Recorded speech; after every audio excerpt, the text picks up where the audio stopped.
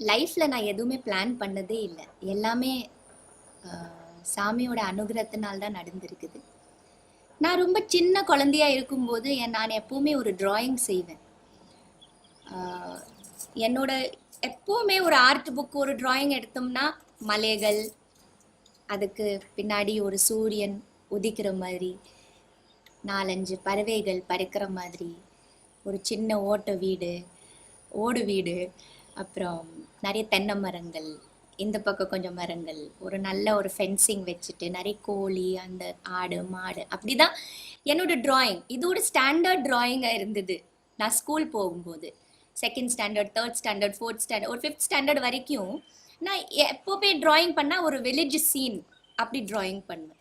கிராமத்தில் நான் அப்புறம் பார்த்தா நிஜமாவே என்னோட வீடு பார்த்தீங்கன்னா, என்னோட இந்த ஆம்பியன்ஸ் பார்த்தீங்கன்னா, நான் ட்ரா பண்ண அந்த சின்ன வயசில் நான் ட்ராயிங் பண்ணது கிட்டத்தட்ட அந்த மாதிரி தான் மேட்சிங் ஆகுது. அதே மலைகள் இங்கேயும் இருக்குது, பூச்செடிகள், என்னோட வீடு அதே மாதிரி தான்.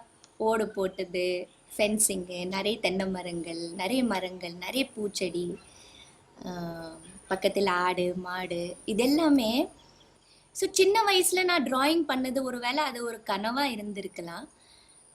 அது சூரியன் உதிக்கிற மாதிரி எல்லாமே நான் ட்ராயிங் பண்ணது நிஜமாவே அது நிஜமாயிருச்சு. அது எப்படின்னு தெரியல, பட் நிஜமாயிருச்சு.